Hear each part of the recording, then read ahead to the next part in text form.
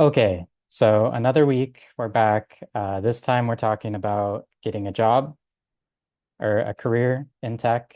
And um, yeah, it's a bit of a different topic this time, but I think it's important for you all.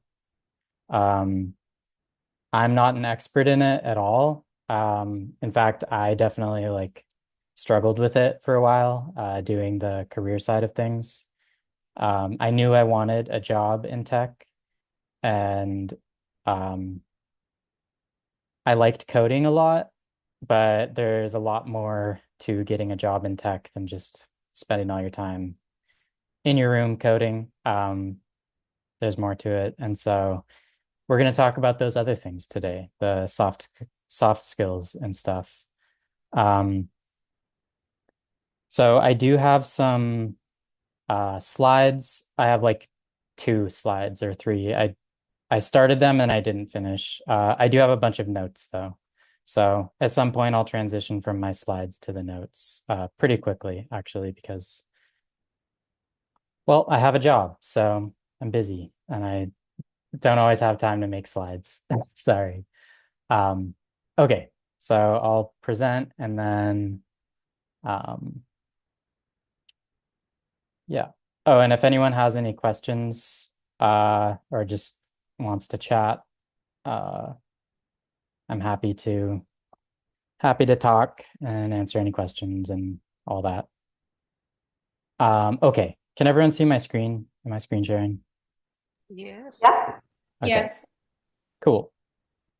So I have, yeah, like I said, I have just a couple slides because I was busy making the taking notes for all the things I wanted to talk about, and then I didn't really have time to turn them into slides, but it's okay. I'll just pull up my notes after the first couple slides and I don't know. It'll be a little free form, but whatever.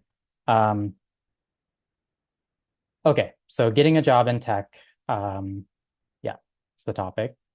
The agenda today. Here's kind of the main key topics I wanted to talk about. We're going to just do an intro and then a we're going to talk about self-reflection. So um, it's important to kind of consider who you are as an individual and a lot of this stuff is kind of just like soft skills as opposed to like technical skills, which would be like coding and stuff. Um, Gonna talk about um, you know, knowing what your passion is and stuff like that. So self-reflection and then setting goals and mindset, making connections. Then we're going to talk about LinkedIn, um, how to make a good resume. We're going to talk about taking opportunities because eventually, hopefully opportunities are coming your way and you need to not shy away from them. You need to take them. And then some key takeaways we'll end with. Um, and it's going to be a little lackluster because I just was running out of time getting this ready. But um, I also decided at the last second, I was just going to mention just briefly kind of my journey into tech because I think that's probably helpful for people to know. So I started coding about 2.5 years ago, or maybe a little longer than that. I think it was about 2.5 years ago. Um, I didn't know what I wanted to do for the longest time, and I was in college. I had been in college for, let's see, I was in college for 2 years. The first year I studied biology uh, and environmental science. The second year I shifted, or the first year was environmental science, second year was biology. Third year, I kind of transitioned halfway through from biology to psychology. And then I started taking credits at the community college here in Portland. I live in Portland, Oregon.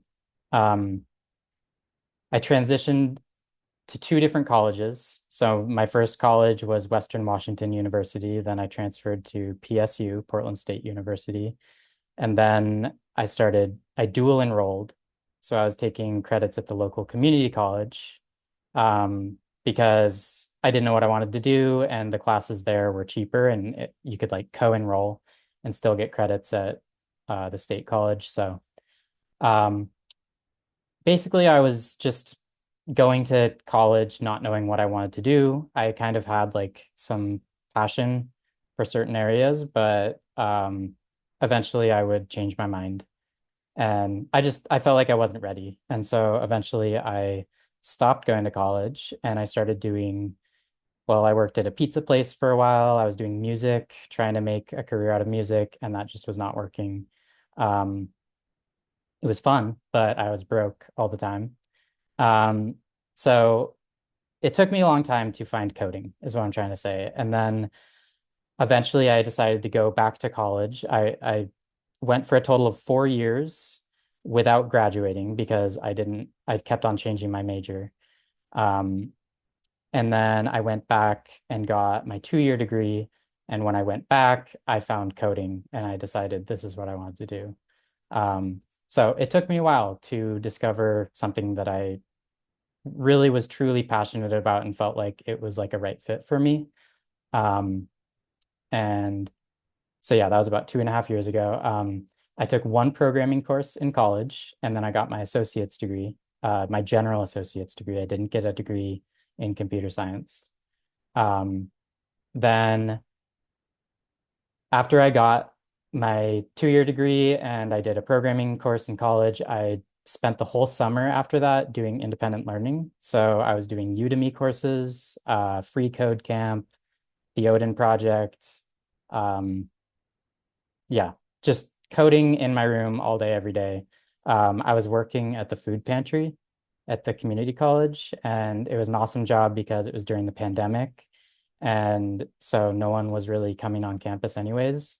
So um, basically, I had a job where I was sitting at a desk, not really doing much. And so I got to code while I was at work, learn to code. So I was at work and I was learning to code at work.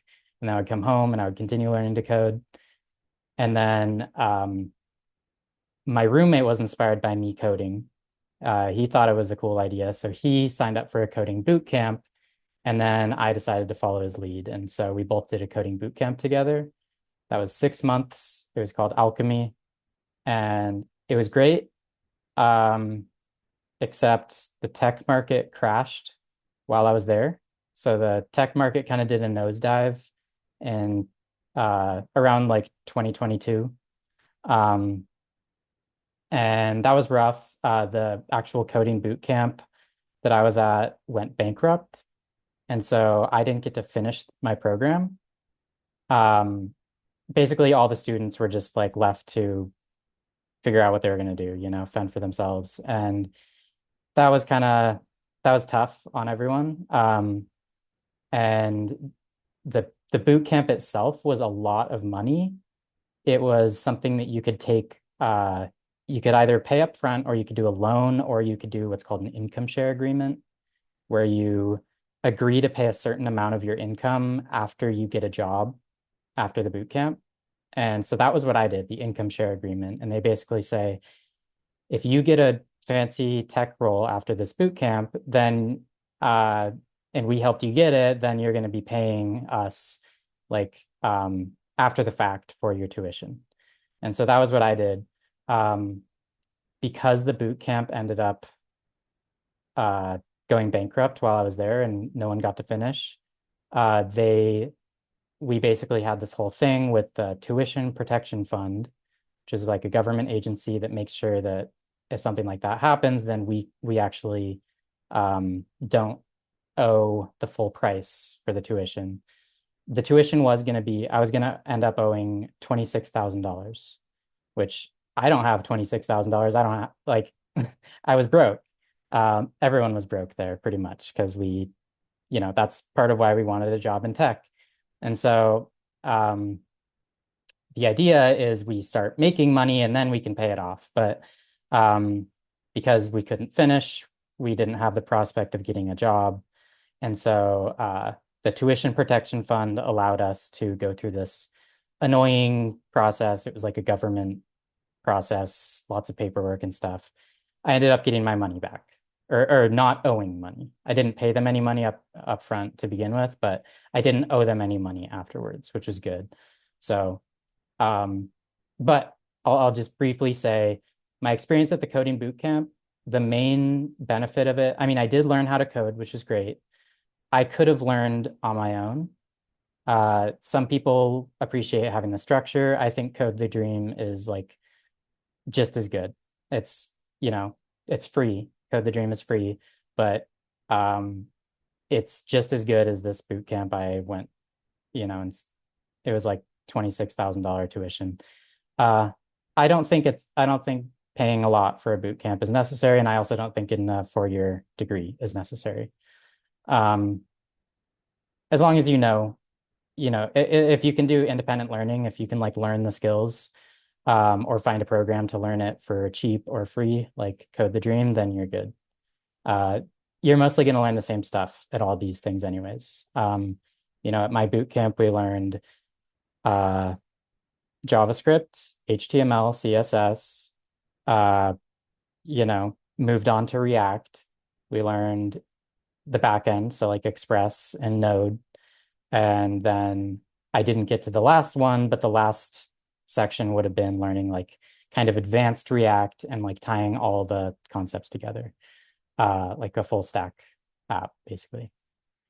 Um, it was cool. I really enjoyed my experience at the boot camp, but I'm also like, I don't think it's necessary. And if I'm glad that I don't have to, pay a ton of money for that. Um, Okay, so after the boot camp, I spent about 1.5 years without a job. I was doing independent learning, and I started volunteering here at Code the Dream. And I was doing like Uber Eats for money. Like I was doing food deliveries, and also Rover, which is like a dog sitting app. And so pretty much just like miscellaneous gig work for work, and spending as much time as I could learning to code. Um, and then about 2 months ago, I got my first job in tech. So it took me overall like a long time, about 2 years, over 2 years since I started coding to get my first job. And you'll see videos online, you'll see articles and stuff, people saying, land your first tech role within 6 months or 2 months or 1 month. Some people, they're like YouTube influencers. They make these videos saying, I learned how to code and within 1 month, I got a job, or 6 months even, I got a job. And I just think that's generally not that helpful. I don't think most people are going to fall into that category. I think it's like if you get a job within even 1 year of starting learning to code, then you're like, you know, either lucky or you're, you know, working really, really hard, or kind of a combination of both. I think it's reasonable to expect 2 years, have that be your kind of marker, because, and it depends. For me, it was probably longer than it should have been because I didn't spend enough time networking. I I didn't like it. So I spent most of my time coding and, being a hermit in my room. And so that didn't really lead me to have a job. But it happened. And so, and I think if you are dedicated, you can do it too, because I did it. And um, I don't have a 4-year degree. I especially don't have a 4-year degree in coding. Um, I did a boot camp, but I didn't actually get my certificate from graduating, and no one really cares about that anyways. Um, I do say on my resume that I got the certificate, and that's one thing I'll get to is there's a little bit of faking it until you make it. Um, anyways, so that's about my story into tech, and I'll say to some degree, do as I say, not as I do. I had a particular way of making it happen for me. which was avoiding doing an actual job search at all costs. That's not what I would recommend. I would say, at some point, try to find a job. Don't just spend all your time coding alone in your room. Um, or do whatever works. But okay. So that was kind of the little preface, the about me section. I think this is my only other slide, and then I'll have to go to my notes after this. But okay, intro. I kind of mentioned it, but the tech market did a nosedive in 2022. So it's particularly difficult to find a job right now in tech. So you might have heard in like a couple years ago, there was like a bunch of big tech companies with a bunch of big layoffs. I think Google had a bunch of layoffs and Facebook or Meta and a bunch of big tech companies had a bunch of layoffs. And then that kind of translated to the whole tech industry. A lot of companies had layoffs. And um, so within the past 2 years, it's become a lot harder to get a job in tech. Uh, that's just the unfortunate reality. It's definitely not impossible, and it takes more time and dedication than it used to. Um, this is before my time, but I've heard that back in like 2012 or something or 2010, you could pretty much learn HTML and CSS and a little bit of PHP and spend like 3 months learning that stuff, and then companies were like dying to hire you. It seems like there have been times where it was a lot easier to get a job in tech. Um, it's not as easy right now. And that's not, I don't think that's how it'll be forever. And I don't think that will, necessarily stop any of you from getting a job. I just think that it's important to note that it will take a little bit more time and dedication than maybe it did a few years ago. Um, if I can do it, then you can. So I don't consider myself very career oriented. I never was. Um, in fact, you know, when people would talk about a gap in their resume or something, I was like, my whole resume is a gap. I've never had a full-time job. So, I am not a career-oriented person. Um, I am now. Like I kind of have turned myself into that, but it's taken a lot of time. It's taken finding something that I really enjoy doing and that I can be inspired about and think, this could be a career for me. And so, um, yeah, before 2-ish years ago, like um, I I was the last person who would ever imagine getting like a fancy job ever. Um, it's not a race. So yeah, don't feel the pressure of time. Just assume like if you want if you want it and you continue wanting it and you want it a year from now, you will eventually get a job. You'll eventually have a career in tech and it'll be awesome. So it's just, you know, um, keeping the right mindset and doing don't think you need to like feel the pressure of time because you'll see a bunch of other people talk about, oh, I got a job in this amount of time, or you might see people around you getting a job here and there, and that might make you feel like, um, you know, comparison is the thief of joy. So don't compare yourself to others. Your journey is going to be different from everyone else's, and that's okay. Um, Cold applying rarely works. So that's going to be a big thing that I talk about in this lesson is that um, it's very unlikely that you're going to get a job by just sending your resume out, especially if you're just sending it out on like LinkedIn. LinkedIn has like an easy apply button, and they'll have like over 1,000 applicants, and they probably won't even go with someone that did the easy apply. They'll probably go with someone who's like either an internal hire, like they already have someone working at the company and they just promote them to the position or something, or they'll go with like a friend of someone at the companies. So out of all the people that I know in tech, most of them have not gotten a job through cold applying. Cold applying is you don't know anyone there. You're just like sending your resume off or resume and cover letter. And it can just be, um, that's typically how people apply for jobs is you go find a job listing and you write a cover letter and you send your resume and you hope that they get back to you. Um, in the past couple of years in the tech industry, that is like it's very unlikely unless you have some amazing credentials. If you have a master's degree in computer science, then yeah, you might get a job through this. But um, the better way, so that's just not the option I would recommend. The option I would recommend is having connections. So sorry, there's a fly. Um, talk to people, network, and I'll have some advice on networking. Um, so the I'd say like kind of the mantra you should have is be the person someone thinks of when a job opportunity opens up at their company.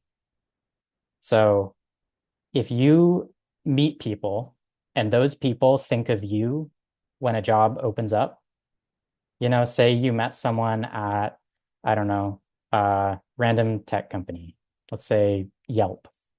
Say you met someone at Yelp that works at Yelp and you met them at a random tech conference or whatever, or online or, wherever. You met them, you have like a connection with them. Like they like talking to you, you like talking to them. And then a position opens up at their company for like a junior software developer. You want to be the first person that they think of. You want them to go to their hiring manager and say, "Hey, I have this friend," and you want that to be you. You want to get basically connections who have job opportunities for you. And they might not have one at the moment, but eventually they might have one. And that's probably the typical case for how someone could get a job in tech right now. And that's what I've seen from other people. That's what happened to me. Um, I met someone who, after like a year and a half of knowing him, he eventually was like, "Hey, I'm starting a company. Do you want to be a business partner with me and we could start it together?" And I was like, "Sure." And I knew him because I went out and talked to people and met him.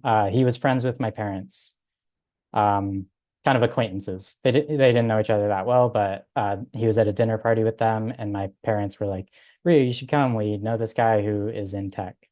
And so I would say for most of you, that's the best option to be looking towards is find someone, like meet someone at an event or online or something who you just stay in contact with and they have a job in tech, you know, like someone who is like a junior, mid-level, senior, whatever kind of role they have. If they're actually working at a company, um, and then their company is hiring, they might be able to get you a foot in the door. Um, okay. I don't think AI is going to make us irrelevant. So you might be seeing this kind of uh, there's this vibe out there that AI might be taking our jobs and software developing might not be a thing because AI is going to learn how to do it and do it better than us. I don't think that's going to happen. It's possible that we're going to be more effective and efficient. Like one individual person can do more because they have AI helping them. But I don't think there's going to be like it's going to be a long time off if eventually we don't have to write any code anymore. Um, because the way I see it is AI can basically it can turn human readable language like English into code. in the same way that our language like Python or JavaScript turns something that is easier for us to understand into binary.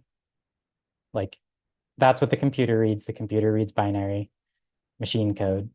And there's low level languages and high level languages. The low level languages are like, I guess to my understanding, it's just assembly and machine code, binary. And then high level languages are ones that compile down into machine code. And so we have these programming languages that basically they're our way of interpreting or communicating to our computer what we want the computer to do. And I think AI is just another step in making it easier for us to communicate to the computer what we want it to do. But it's like an even higher level programming language. So, with Python, you can almost read it like normal English, and then it still can be read by the computer. I think AI turns pretty much anything that you can, normal human language into computer code, but it's not super accurate always. And I see it as basically being the next evolution of a programming language. And basically, as long as you know how to use AI and you embrace it, you'll definitely have a job. And there's lots of parts of being a software developer that aren't specifically like writing out the actual syntax. It's making decisions like, does this app need a button right here? Or does this database need like this value stored in it? Or, there's lots of decisions you have to make that aren't specifically writing code that basically don't worry about AI. I don't think it's going to take your job. And if it does, then just uh, learn how to use AI to get a job, a better job. I don't know. Don't worry about AI. Oh, okay. I did not write this. This is the template. So that was the end of my slides, basically. That's what I'm saying. So we have to go to my notes now. Sorry.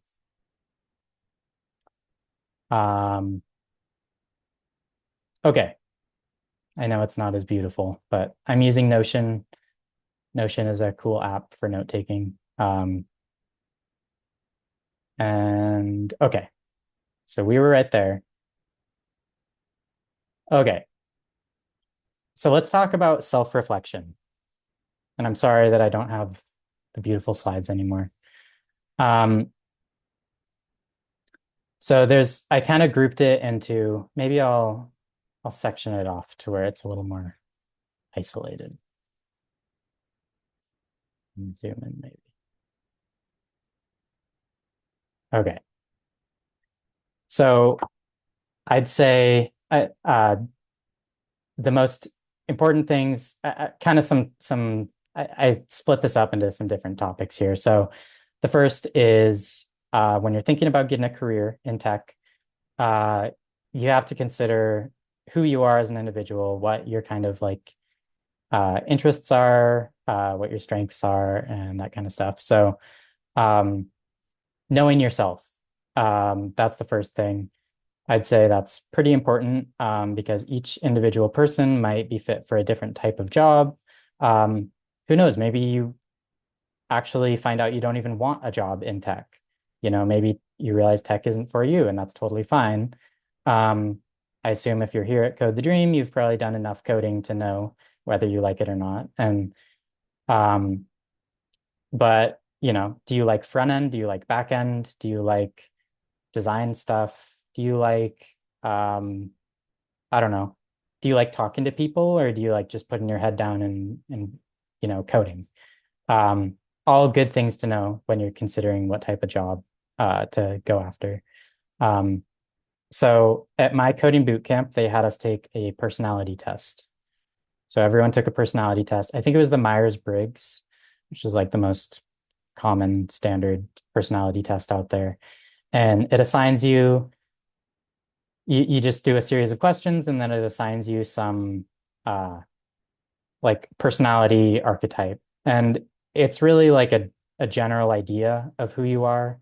Um, but it can help you gain some insights. It can help you learn a little bit about like what um, basically just sets your direction, right? It makes sure you have a good compass, like recognizing what values you have and stuff like that. Um, and that, yeah, part of that is like learning what drives you. Um, so when you're considering getting a job in tech, just think about, what works for you. What do you like? What do you not like?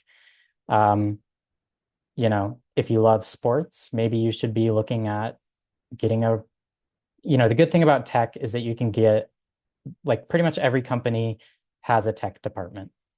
Every company has a use for someone who codes. Um, Not every single company, but most. And so you can work in a bunch of different industries, even though you're still within tech. So that's one of the awesome things about learning how to code is like if you like sports, say, you could get a job at, I don't know. Um, I don't know anything about sports, so I'm not even going to pretend. I'm a programmer, a nerd, okay? I don't know anything about sports. So, say you have an interest in Magic the Gathering. You could get a job at Wizards of the Coast, which is the company that makes Magic the Gathering. So, think about what types of things interest you. And, you know, uh, I saw um, Amanda made a post about um, like Skyrim, and there was like this cool article about one of the developers at Skyrim was talking about some mechanic in the game. And I read that and I thought it was super interesting. And I love video games and I love game development. And I don't do it. I have my reasons for that, but um, it's good to know like what types of things interest you and what you want to work on. Um, and play to those strengths. Trusting yourself. Okay, so this was a big one for me.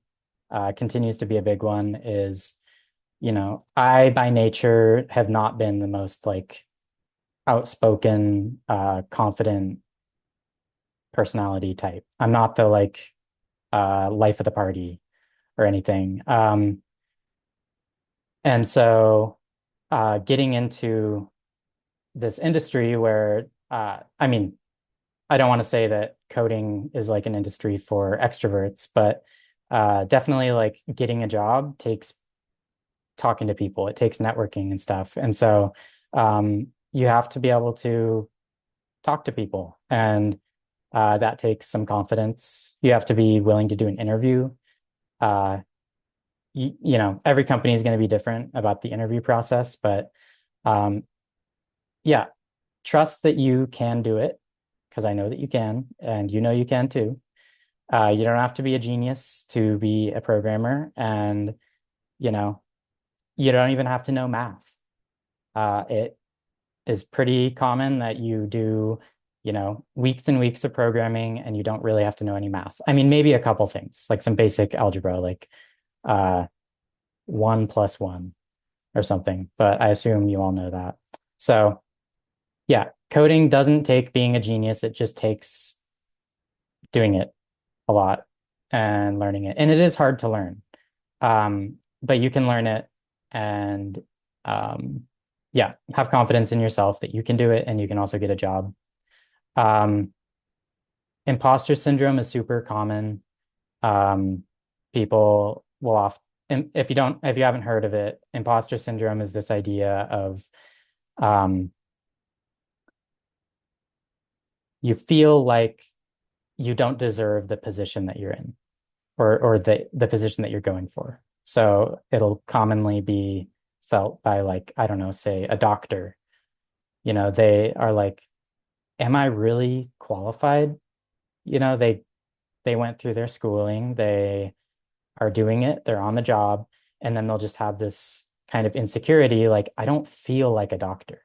I don't feel like how a doctor should feel. They have this kind of imaginary idea that once you become a doctor, all of a sudden your inner monologue is totally different. You become a doctor and all your thoughts are doctor thoughts. And, you just have this professional aura to you. And um, it's an internal struggle that a lot of people face. And more often than not, people do face this kind of insecurity of wondering, am I really qualified for what I'm doing? Uh, and the truth is that you are, and most people feel it. And so that's a testament to like, yes, um, a lot of people who have a fancy job uh, have moments where they think, what, do I really deserve this? Or am I really qualified for this?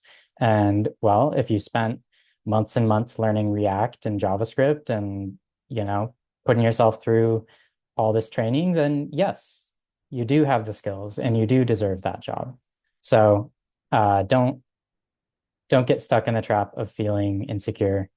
Um, just, be confident and uh obviously it's easier said than done, but I even got a course on Udemy about confidence. So, you know, it's something that like definitely don't shy away from it. Like embrace that learning to be more confident in yourself can really help you. And it's an important step in getting a career in tech. Um, okay, taking care of yourself is the last one under self-reflection. So um, I think it's easy to have a bad day and have it just, ruin your whole life and make you think you want to quit and, all that. And so um, just be patient with yourself. And for me, the big things are checking in, am I tired or hungry? If I'm tired or hungry, then I'm just not going to function at my, best. And so let yourself have an off day or an off week or an off month. It's okay. Um, it's better to take care of yourself and your own mental health because again, it's a marathon, not a sprint. And so you can't expect yourself to be like going and going and going every day towards whatever goal it is. Um, you know, make sure to check in with yourself and have patience with yourself and, you know, go on a walk or sleep in if you need to. Um, don't stress yourself out. Everything's going to be okay. And if you're tired, then learning is going to be harder when you're tired. It's like your brain is not going to work as well. And so just, remind yourself of that. Like, um, there have been days where I push myself to learn a lot and I won't feel like I can absorb the information. And I'll go, why can't I absorb it? And I'll get frustrated and I'll kind of have this distracting inner monologue of, am I not, do I have, I don't know, dyslexia? Like maybe I do. I don't know. Do I have, some sort of learning disability? Why can't I absorb the information that's coming my way? And um, whatever the reason is, like, it's okay. Be patient with yourself. And, um, it might just be that you need to come back to the topic. And yeah, have a sandwich and take a nap. Okay, don't be afraid to reach out for help. So I have definitely reached out for help in the career department because I didn't feel confident about it. You know, I literally have never had a full-time job, and I have bounced around like, going from one like pizza job or grocery store job or Uber Eats or whatever, um, just kind of scraping by. And I felt so much like fear over, can I actually, am I in over my head? Am I trying to get a job that I'm just not in any way going to be able to get? And I didn't know what to do. And so um, I have a couple friends that I've reached out to. Um, I have a friend who I basically just asked, I was like, hey, can you be my accountability buddy? I need someone to um, remind me to do a job search because I was having a hard time motivating myself to do a job search. And he was like, I'm doing a job search right now too. He was one of my only friends that I have who's in tech. And so um, he was like, I'm doing a job search too. And actually, I love talking about career stuff. So let's grab a coffee sometime and let's talk about career stuff. And so um, having him as a connection, like I reached out and said, like, I'm having a hard time motivating myself. He was more than happy to spend some time talking to me, giving me advice, like showing me his resume, walking through LinkedIn stuff with me and going, these are the things that work for me. And yeah, it's just cool. Like it reaching out for help is not a sign of weakness. Um, super good to do and important. And, it could potentially lead to a job even. If you tell someone like, I feel like I don't know how to get a job, maybe they know how to get a job and they can, get you a job. So, anyways, okay. That's about it on self-reflection. How's everyone feeling? Am I losing anyone? Any questions or anything? Is this helpful? Thanks for opening up and making yourself so relatable to all of us. That was really nice of you. Yeah, of course. I figure, might as well. I don't want to hide the parts that were difficult for me, I want to like emphasize those because it's easy when you're first learning to think everyone seems to have it figured out. Um, and you know, that's definitely not the case. And um, I think it's important to, yeah, share the parts that were difficult for me and um, let you know that if you're going through those things too, then you're not alone. Um, okay. Thank you so much. I really appreciate that.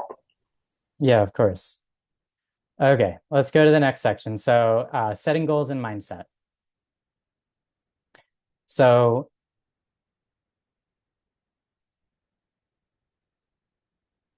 it's important to stay motivated, to kind of align yourself with what you want. Just remind yourself, what is it that you're going after right now? Um, Even take like a note and go like, this is something that I like to do is envision my ideal life. And I don't always do that, but if I remember to here and there, I've done it like a couple times over the past, 10 years or something. I'll randomly open up a note because I'll be reminded of this idea. This is something I would recommend you all do. Envision your ideal life. Maybe like a day. Envision a day in your ideal life. And I didn't come up with this idea. This is something that, you know, I learned somewhere, can't remember, but I'll just really briefly try doing that. Envision a day in your ideal life. So for me, well, what would I ideally spend my time doing? I'd wake up and um, maybe I'd be able to sleep in. That sounds good. And remember, like you can be as greedy as you want. Like this is not saying a day in your ideal life that is like practical or reasonable or whatever. Let's just imagine, you're living in paradise. What is it you want? Well, I sleep in and then I have the best coffee ever. I really like coffee, so I want the best coffee ever. And then what I like doing is I like being 100% focused on an activity. I like just being able to like dive into something and just have it take up my entire day. So like uh do something um I guess like mentally stimulating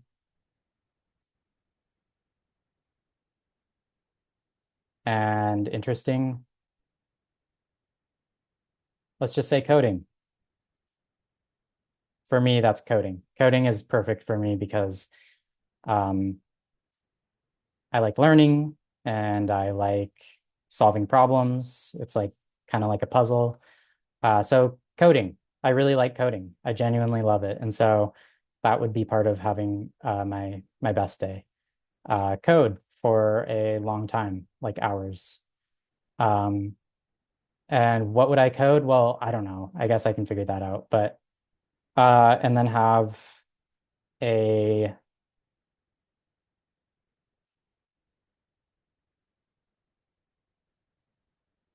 I don't know how to spell it. Have a pina colada. Definitely got that part wrong. There it is.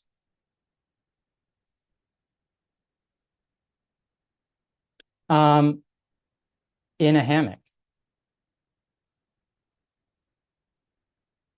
in Hawaii. So that's kind of been my driving. That's what motivates me is I want to sit in a hammock on the beach with a pina colada, and I also want to be able to say I'm working.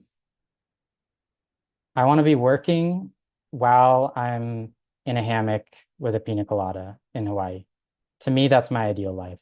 Um, and that's why I chose coding because if you code, you can do it remotely and you can get paid well and um, you can have a pina colada in a hammock and be at work.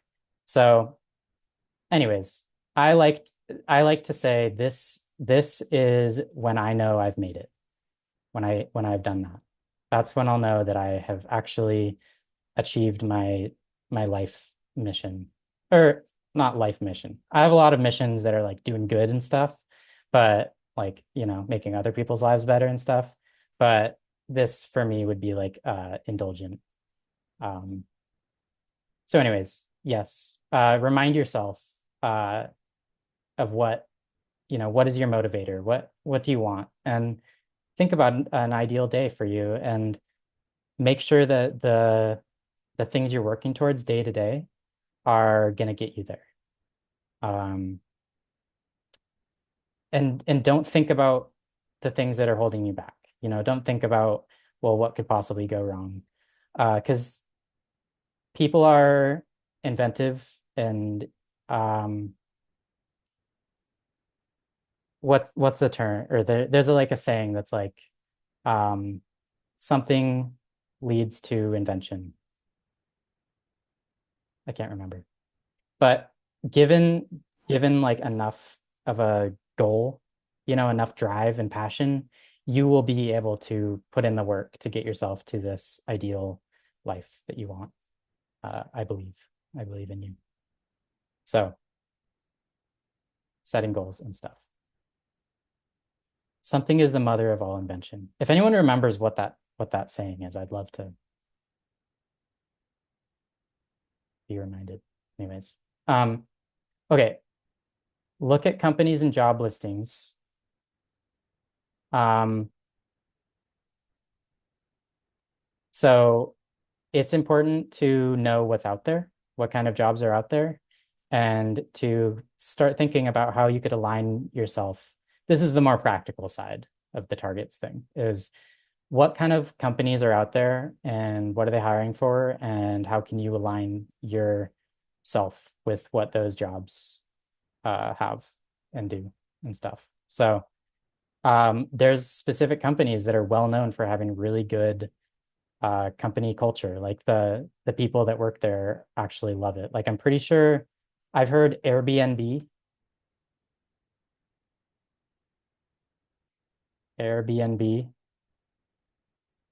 I've heard they have an amazing company culture. Like everyone who works there loves it.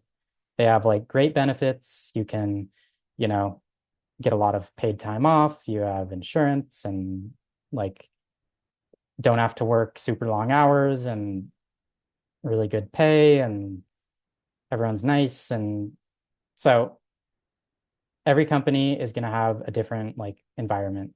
And you might not always be able to go and get a job at your dream company right away, but it's good to know kind of what's out there and what you're looking for. And what are your values, like would you prefer to work remotely or work on site. You know, there's some places that don't have any remote positions, and there's some places that are all remote. And so for me, I'm like, I love working remote. Um, or I love the idea of it. And recently I actually got my first job, so now I do it, and uh, I can, you know, verify, attest to that. I do like working remote. And so to me, that's important. Um, yeah, align your values and find a target company or two. And when you find a target company, go on LinkedIn and reach out to people from that company. And I'll get to that. Um, okay. Oh, necessity is the mother of all invention. Thank you, Natalie and Amanda. Yes, necessity is the mother of invention. So if you need to have that job, if you need to have that amazing job, then you will get it. Okay. Um, so there's setting goals. So that was like some ideas about setting goals. Now the process. How do you like what do you do day to day in order to align yourself with those goals? So I recently wrote, or not wrote a book, I read a book um, called Atomic Habits. And you might have heard of it. It's like a bestseller. Um, and I would recommend it. Atomic Habits. I mean, it depends on if you're into like motivational books and that kind of thing. Um, I personally do kind of like motivational books. I listen to them as audiobooks. I'm big on audiobooks. So uh got this as an audiobook and it inspired me. And basically the takeaways from that are do just a little bit every day to like build these really small habits that um, lead to you being the type of person you want to be. And so basically, it's like taking that first action, no matter how small it is gonna like it's gonna be confirmation to yourself that you can make progress towards the things that you want. And so I would recommend starting small. Um, so yeah, for the process of like getting to your goals, just try to like do something every day or most days um, that is, you know, in some way working towards that goal, even if it's something very small. And that's this book recommends do something really, really, really small. Start with one thing. So it could be every day I want to um, like I have there's also an app for it. I know I'm not sponsored by Atomic Habits. I just really like the book and I like their app too. And it's helped me a lot. So um yeah, just keep track of your progress and do little things each day to get there. Remain inspired. So do things that I think that having motivation is the only way. So if you are doing like if you're coding every day, but it feels like a slog and you don't enjoy it, then you're not going to stick with it for long. So make sure that you find a way to enjoy it if you're not already. Um, like, you know, take on a personal project, you know, code something for fun. Like I made my own theme for VS Code. This, like I'll open just a random this theme, like all the color of all these words and all that. I made it. This is a color theme that I made for VS Code. And also, this right here, today is going to be a good day.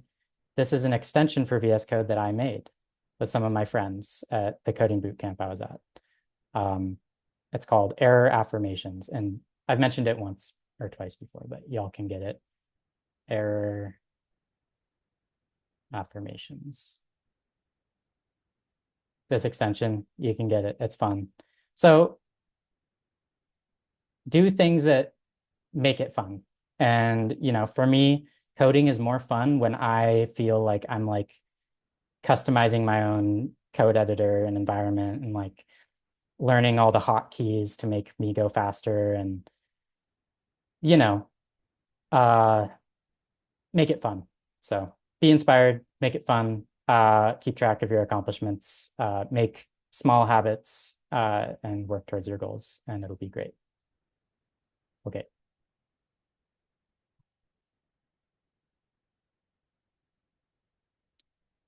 Oh, what's my theme called?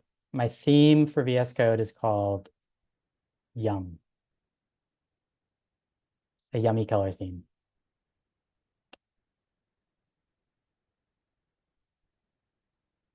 And I made this logo too. That's another thing I like doing. In case you're wondering, I'm a full-on introvert. Like I like doing art stuff, I like coding, I like doing music, I like doing all sorts of stuff, but it's mostly alone in my room. But it's creative stuff. So anyways, that's why Wow, you make Visual Studio extensions. That is so cool. it's not that hard. So if you are curious about doing it, I could send you a couple links. There's like some videos you can watch that will help you do it. Oh, Yes, also please.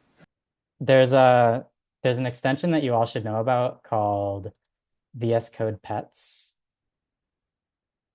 which this will just automatically make coding funner for you. Get VS Code Pets.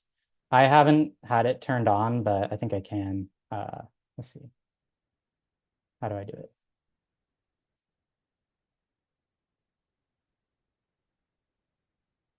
I don't know how to turn it on, but basically what it does is it allows you to have a little pet running around in a little window on in your code editor.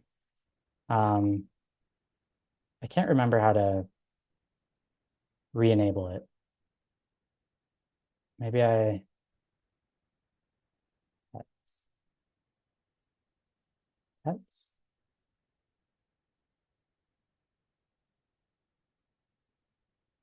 I'll find it another time. It's really great though. It's really, really awesome. It's like almost like a little Tamagotchi thing. And they run around and it's awesome. Okay. Um, so yeah, make it fun. Those are things that are fun for me. They make it fun. Um, okay, now to the tough stuff. Making connections. So I'm calling it making connections instead of networking because networking, I don't know, for some reason that word kind of rubs me wrong, but um, yeah, meeting people, that's how you're going to get your job. Just straight up, like cold applying is probably not going to work. So talk to people, meet people, find ways to just, you know, put your name out there and meet people, and it'll be great. There's ways to make it not suck. So um, speaking of habits, I have a daily habit where every day, and I check it off my list every day, I interact with someone who I don't have to interact with, someone who's like outside my normal circle.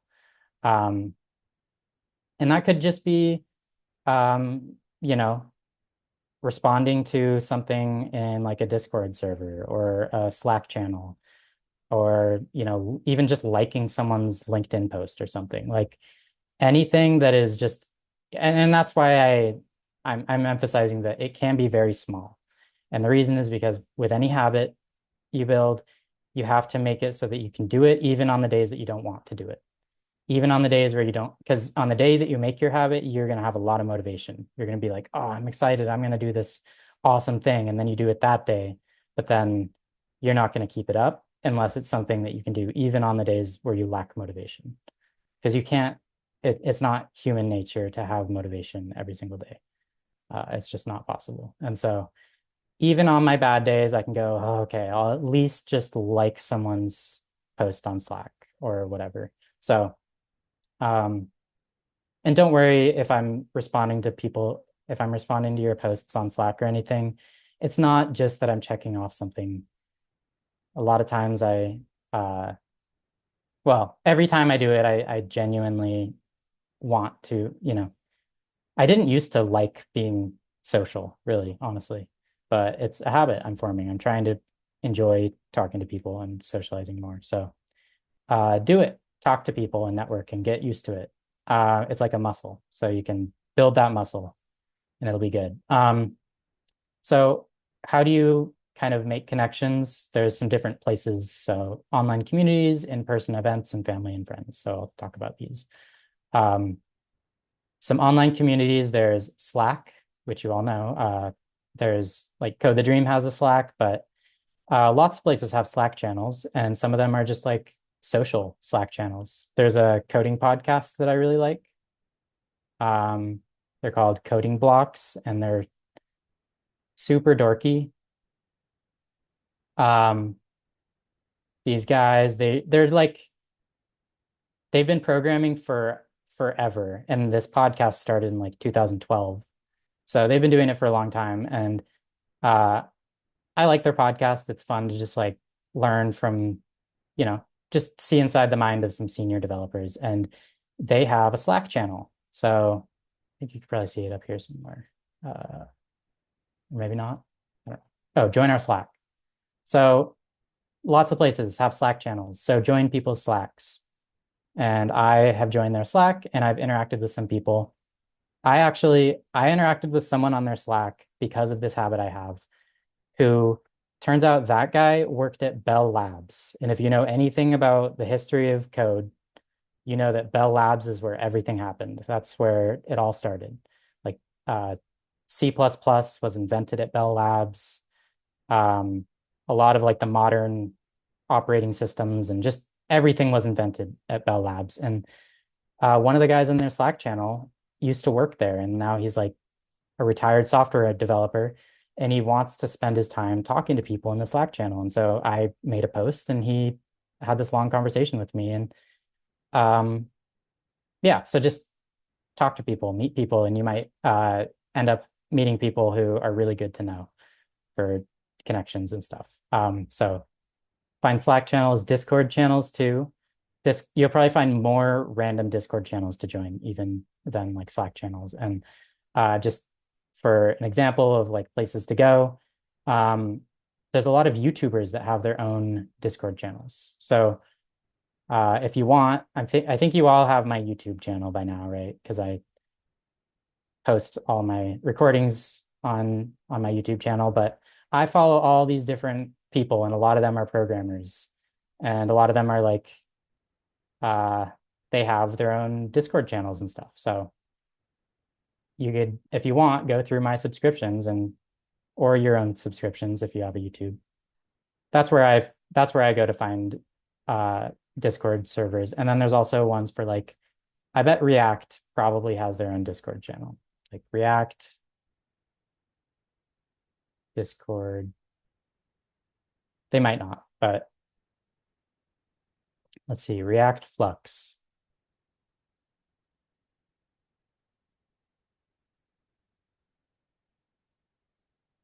Maybe.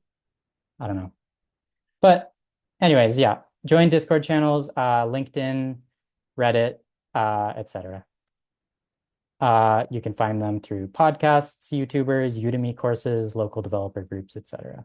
So join these discussion groups, and that might not be your thing. And if it's not, then that's fine.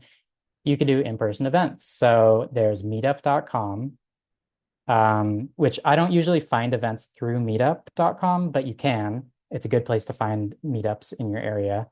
And you can like pretty much if there's an event, an in-person event happening that like is good for networking and stuff, it'll probably be on meetup.com.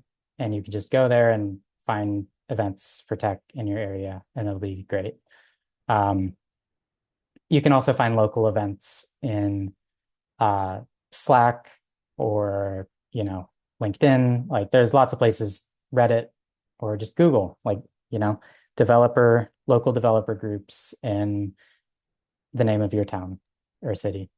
Um, Follow local community pages on social media. So that's a good place to find events. And then when you go to an event, which I've been to a decent amount of like tech events at this point, so I have some tips. You can go with a friend or you can go alone. I've done both. Um, in fact, I've done more just going alone than with a friend. Um, and I am, it's weird. It's out of my comfort zone. So it's like I've had to push myself to do that, but it's important for networking. And so just some advice here for if you are like kind of a shy person like I am, um, here's some advice on talking to strangers if you go to an in-person event and you're alone. You'll see a bunch of people and they'll all be standing around. It's usually going to be like at least here in Portland, the events I've been to, it's usually like a bar or something. So you go to a bar and they'll have pool tables or something, and that's one of the main ones that I've been to. Is there's like a monthly event that happens that I sometimes go to, and it'll be a bunch of. You can usually tell. There's going to be some people there that are not part of the event, and then there's going to be some people that are part of the event, and you just have to look for the people who look like they, uh, you know, are programmers. So they are usually going to be like scrawny and pale and really awkward. And that's how you know you found the right group.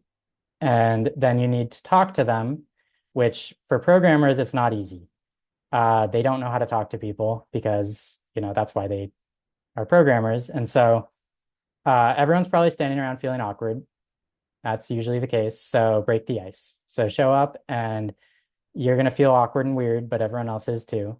And once you say hi, like it's really hard to say hi when you approach a group of like strangers. Um, but stand there for a second and then look over and be like, hey, how's it going? Like, are you here for the blah blah blah group? And they'll be like, yeah. And you'll be like, okay, cool. I was just making sure because this is my first time going to something like this.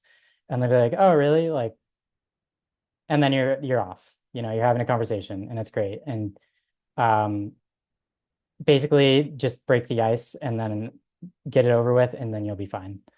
I've done it a lot, even though you know, totally feels unnatural and uncomfortable for me. But then once you actually start talking to people, then you're like talking to people and it's great. And you'll meet all sorts of different people, and some of them will have fancy tech jobs, and you'll get to hear about them. And they might be like, let me add you on LinkedIn. I'll let you know if a job opens up at my company. And you'll be like, okay, perfect, awesome. And that's like what your goal is if you go to an in-person event. I mean, your goal is also just to like have fun and talk to people and whatever. But if you can like leave an event and have a new connection, someone who like knows you, or maybe they don't even like, you know, connect with you on LinkedIn, or you don't get their number or any of that, but they might see you again at another event and they might be like, hey, I recognize you. Um, so yeah, just go to events and it'll be great. It'll be awkward, but it'll also be great. If you don't have anything to talk about, then usually they will want to talk about something. And this is something that my dad taught me is people like to talk about themselves. So invite them to talk about themselves. Like if you don't know what to say, but you just, want to have conversation, um, invite the other person to talk.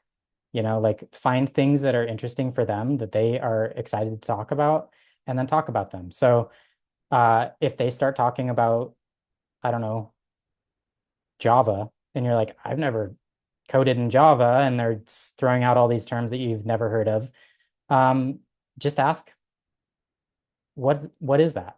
If they're naming some tool that you've never heard of, some coding thing, and you're like, that's really interesting. Like I've never heard of that. Can you explain that? Because I'm new, so I'm just trying to like learn this stuff.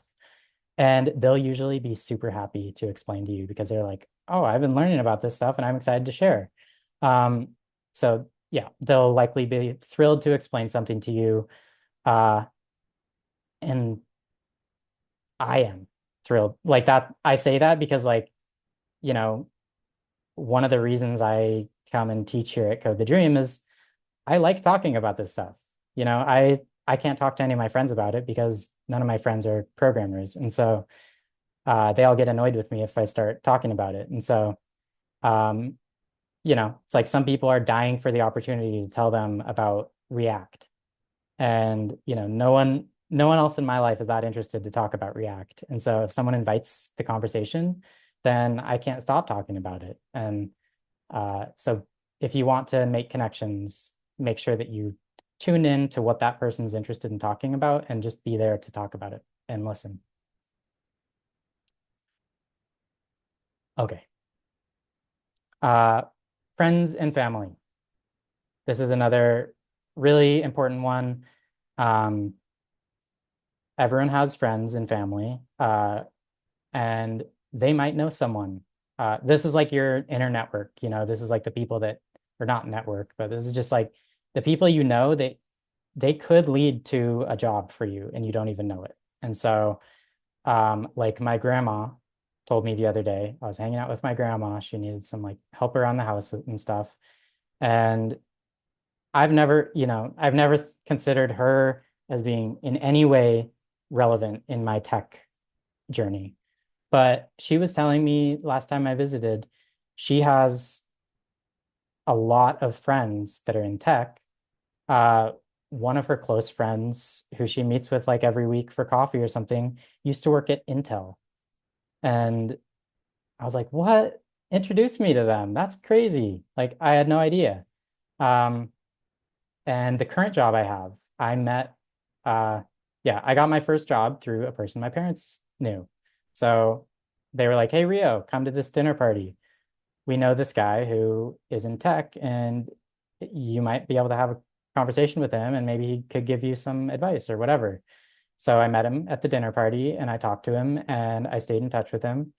And eventually he offered me a job. And it took like a year and a half after meeting him, where I just would occasionally like reach out to him and be like, I don't know, maybe update him on something. When I was having a hard time with my job search, I like reached out and was like, hey, like, do you know of any, like, do you have any advice for me? Because I'm like definitely trying to do this job search and I'm just like, you know, uh, having a hard time with it. And like, do you know of any companies that are hiring or whatever? So after a while of being in touch with him, he eventually was like, hey, I'm quitting my fancy tech job and starting a company. Will you be a co-owner of this company with me? And I was like, me? Mind you, he's been programming for 15 years.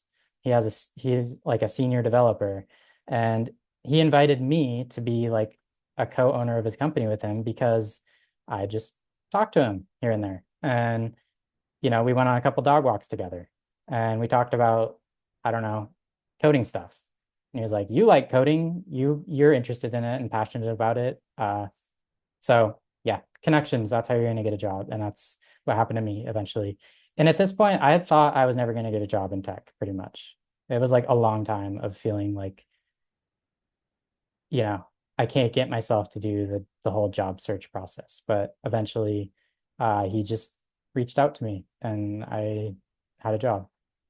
Uh, Also, I recently got offered a job at like a part-time job paid position at Code the Dream, and I took it. So next cohort, I'm going to be a cohort leader, which for the intro class. And so it's part-time, but it's a job. It's my second job, and it's actually like with Code the Dream, which is awesome. So yeah, I took a gig volunteering at Code the Dream, and I've been doing this for a while now. It's been like 7 months or something, or 6 months. Um, but they offered me a job, and so that's just uh, and I found out about Code the Dream because a friend at my boot camp was volunteering here. Um, so I saw him talking about it, and I decided that seems like something I'd be interested in. And I reached out to him, and he was like, "Yeah, you should do it." And so I did it.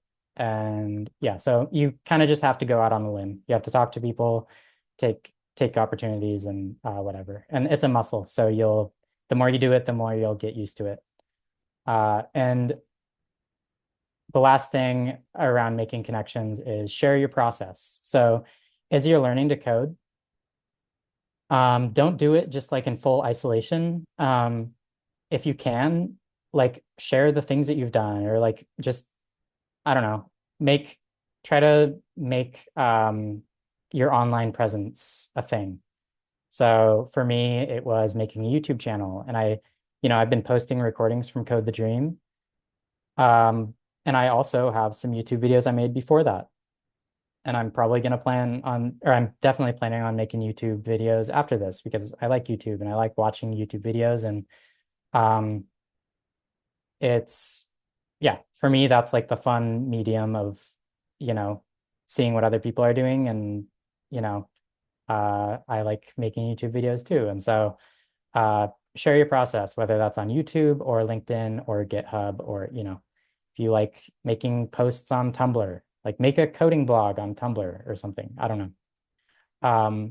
Make it known that you're out here and you're doing stuff and learning stuff and you're coding, and just kind of like start building that like professional, or not professional, but like coding related identity online, so that if a hiring manager is like, who is this person? And they want to like dig in and find a little bit more about you, they have like cold hard evidence that you are coding and you have been for a while and you know what you're doing.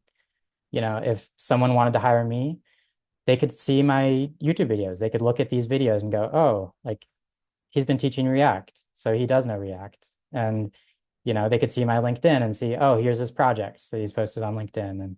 And so make make the things that you're doing public, make them available for people to see, because then people can like, well, first of all, it helps with making connections, and second of all, it helps with like credibility, so that if someone's considering you for a job, they can see like very easily and blatantly, yes, you do know how to code. And you're a social person. You're maybe they see you're like interacting with people in your community and stuff, and they're like, okay, cool. Because that's another important thing is, uh, if you're getting a job coding, people want to know that you have the technical skills, but they also want to know that you can talk to other people, that you can like communicate with other people on the team, and you're not like a serial killer or something. They need to know you're like an actual reasonable, trustworthy human being. And so, um, yeah, show other people publicly that you are just like a human that knows how to code and also interact with other people, and that'll, you know, be a good thing. Okay. Maybe I'll take like a 1 minute breather. How's everyone feeling? Does anyone have any questions or anything?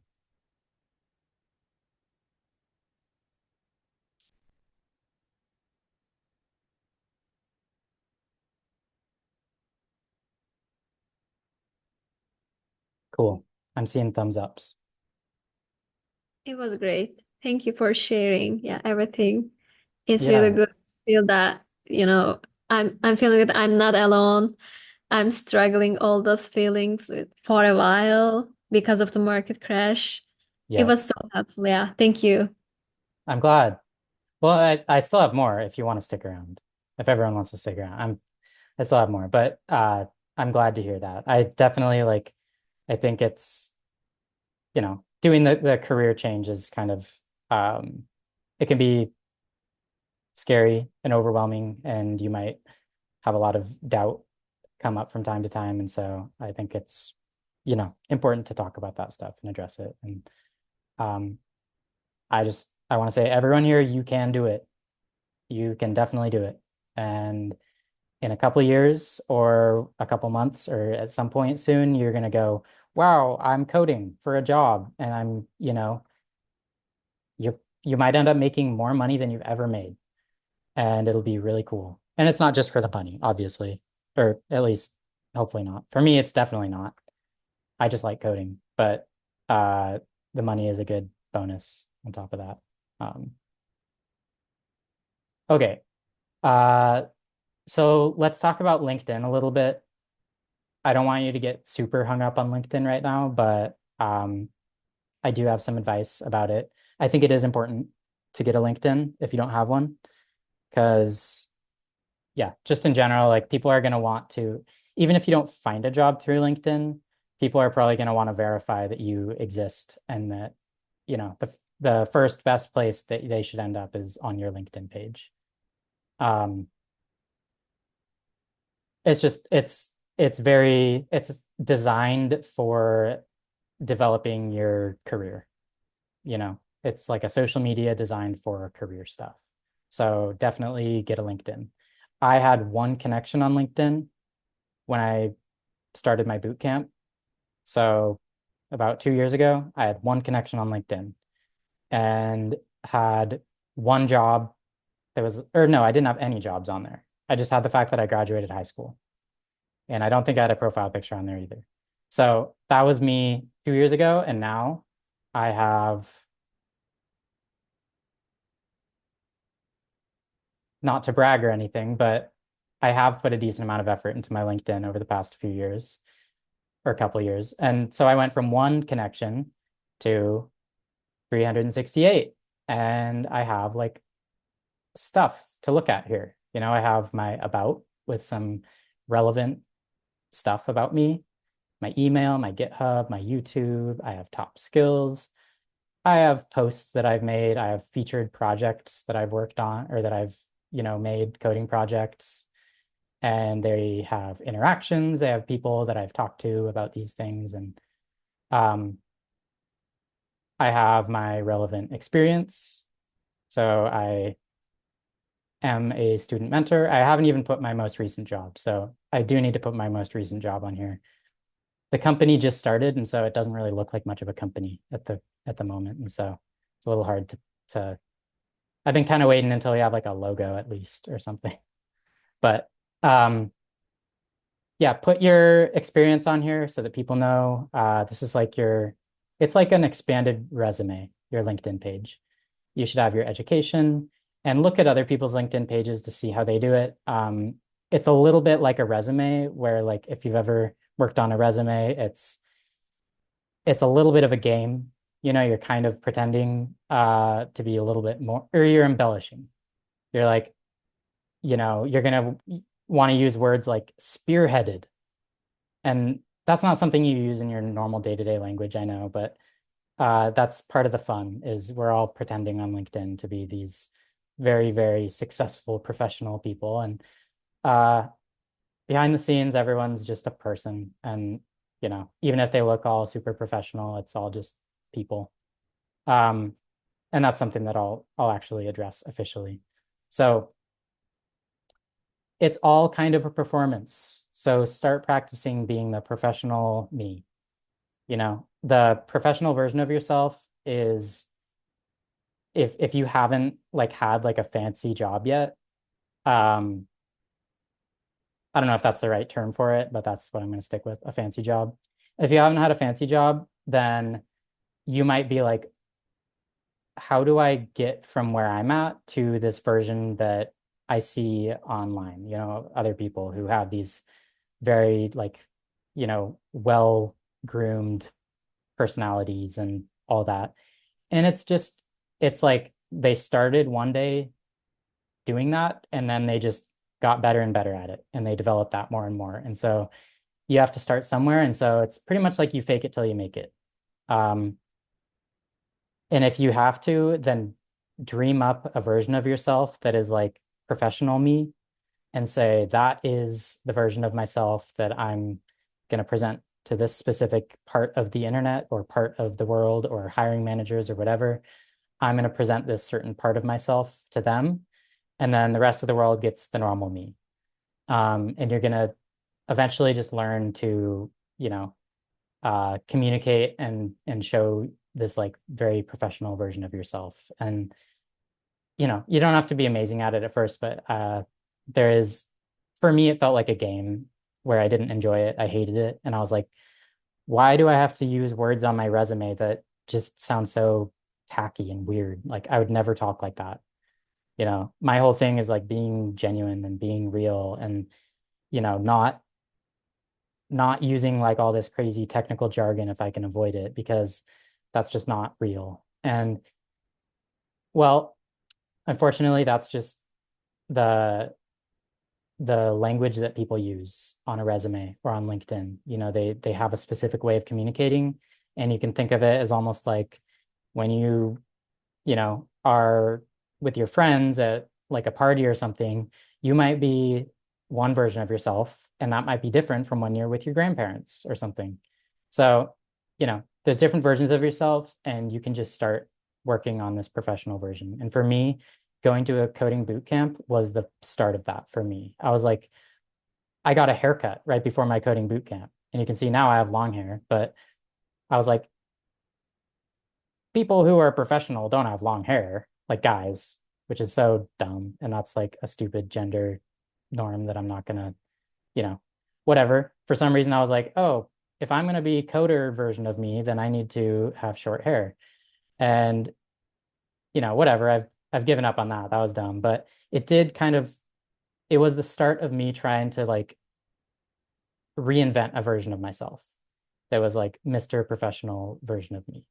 And it definitely didn't come naturally. But when I started at my coding boot camp, I was like, hey, everyone, I am this, I kind of presented a different version of myself. And I just stuck with it. I learned how to kind of present myself in a slightly different way than I'm used to.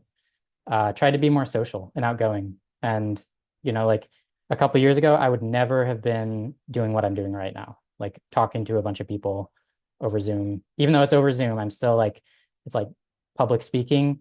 In high school, I like could not do public speaking at all. I even had my teachers give me like a special, like they were like, you don't have to do it, because I would go up there and I would start shaking so bad. I'd like uh couldn't even talk, couldn't even get a word out. I feel like I was gonna faint. And they're like, okay, Rio, don't worry about it. You clearly can't do public speaking, so we're just gonna like let it slide, and you can present just individually after class, and you don't have to present in front of the class. So I had such bad anxiety around, public speaking, and just kind of, I don't know, I've always just been kind of introverted, and doing this code the dream thing and, all that, it's like I'm practicing being a different version of myself. I'm practicing being more like social and networky and all that stuff. So fake it till you make it, and you'll make it. Um, it's an ongoing process. So it's like muscles, and you can just start and then get better at it. And eventually you might, a couple years down the line, be like looking at your LinkedIn or your resume or something and be like, wow, I have come a long way. And you probably will, and it'll be cool. But you have to start somewhere. So to get started, this is getting started on LinkedIn. If you just are like totally new to it, or you don't have any LinkedIn at all, or whatever, or just, I guess if you do have a LinkedIn, this is a checklist of important things for me that I would say are important. So create a LinkedIn profile if you don't have one. Uh, yeah, just do it. Remember to kind of the overall theme is put your best foot forward. So, you know, if there's things that you're not that excited to share or proud of, then maybe leave it out of your LinkedIn, and that's okay. If you really need to share those things, then maybe share them with like a friend, but don't put things on LinkedIn that are gonna like be like a red flag to a hiring manager. Um, just, show the side of yourself that people are gonna be like, "Ooh, this person's professional and cool, and would be a good hire." Um, Update it with all of your relevant work history and education. So yeah, put your education on there, put your work history on there, and it doesn't have to look amazing right away, but like you can eventually go back and make it look more amazing. Like I think I still have, yeah, I have my pizza job on here, and I worked at the food pantry, and eventually I went back and made these bullet points for the food pantry a little bit better, but they're still not that amazing. And I really haven't had that many amazing experiences to put under here, and whatever, it's okay. Um, just put your experience, and that's okay. Um, Eventually you can go back and like refine it and make it, you'll have to add those bullet points that are like spearheaded. That I keep saying that word because that's like the most tacky one that I always see, is like spearheaded a process of, you know, um, development of resource allocation stocks increase 10,000. Eventually you'll have stuff like that, bullet points that look like that on your resume, but it's okay that you don't right now. And eventually you'll get there. Okay. Start saying you're a software engineer. You're not an aspiring software engineer.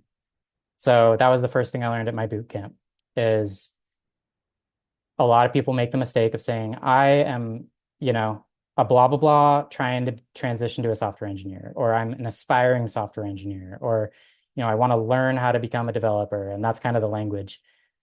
Don't do that. Like if you spend your time coding, which all of you do, then you're a software engineer.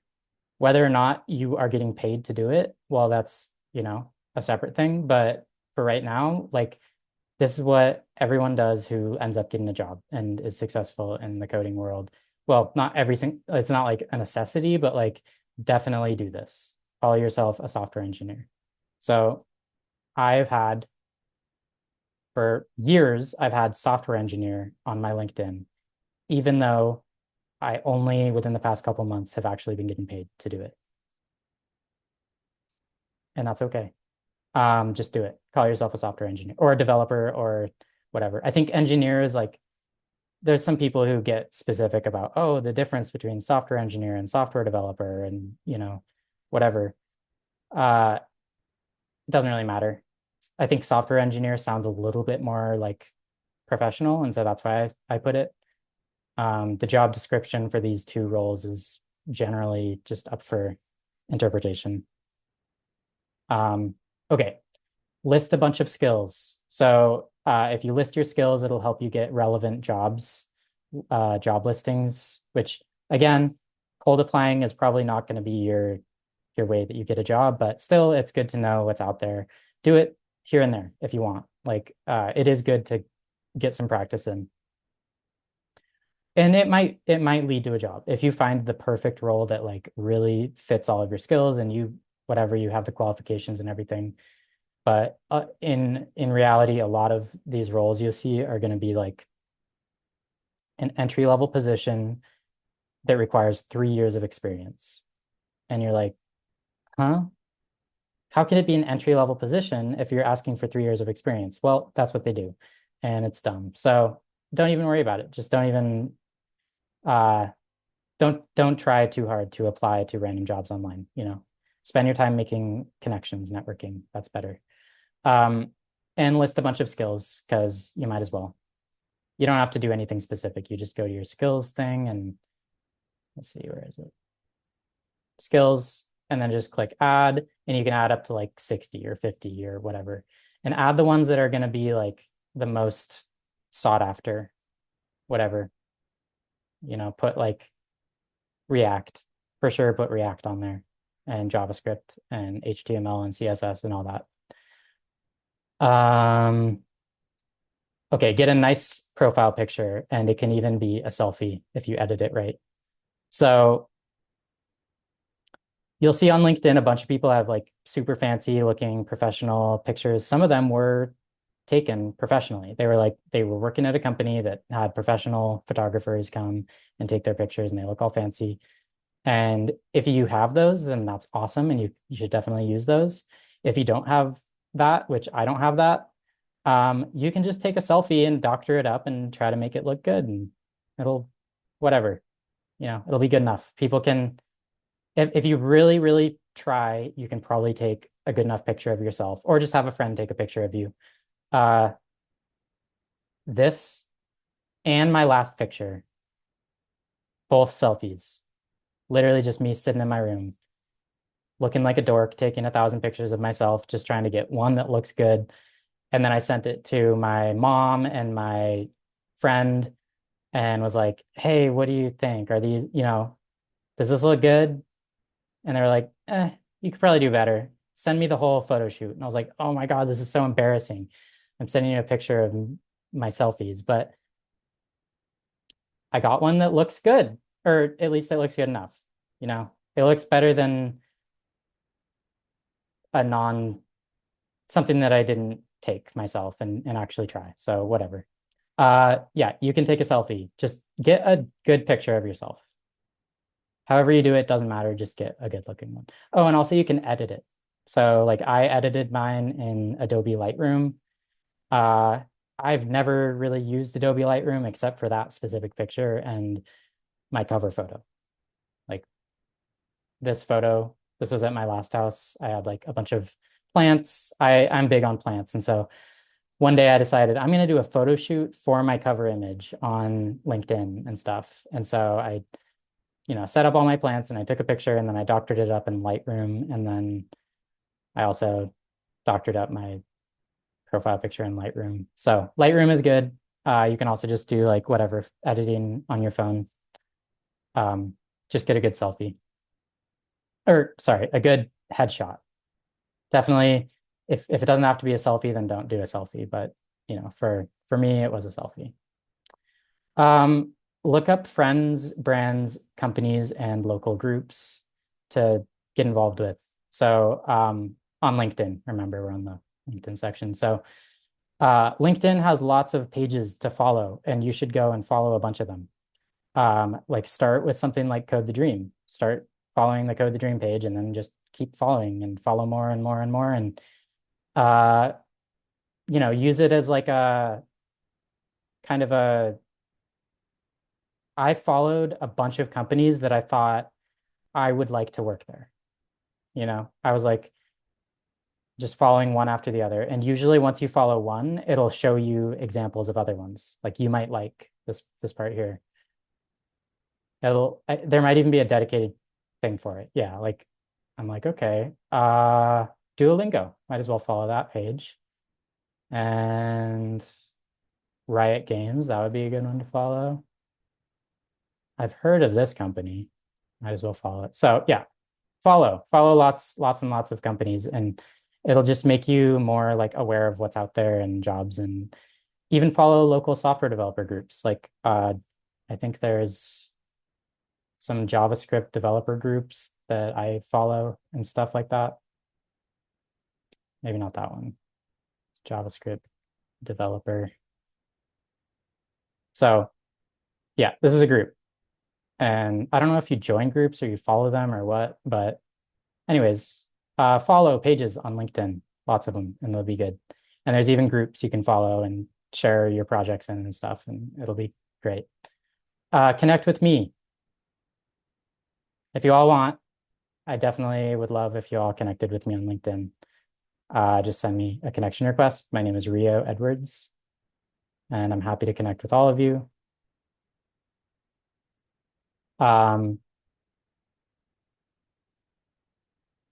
The more connections you have on here, the more credibility you have, and it'll just be one more step towards getting that job that you want.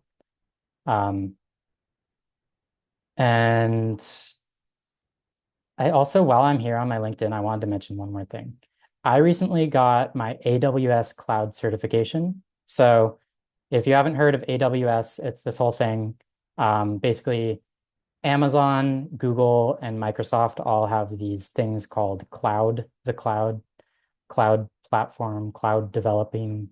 It's a whole part of the coding world, or the like, I guess, IT world, is cloud. And you've heard of cloud, like you probably have iCloud or Google Cloud or whatever. And so the cloud is this whole thing. I'm not going to get into it, but it's a good thing to learn.